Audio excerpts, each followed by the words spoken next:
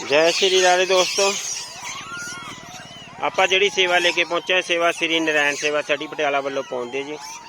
ਤੇ ਤੁਸੀਂ ਗਿਣਤੀ ਦੇਖ ਸਕਦੇ ਹੋ ਰਾਮ ਸੇਵਕਾਂ ਦੀ।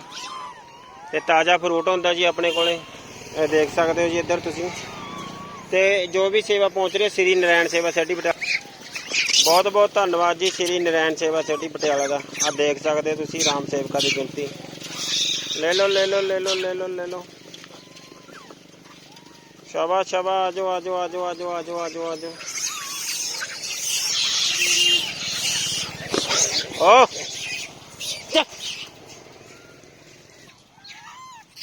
ले लो ले लो ले लो ले लो, शाबाश शाबाश शाबाश, आजो आजो आजो आजो आजो।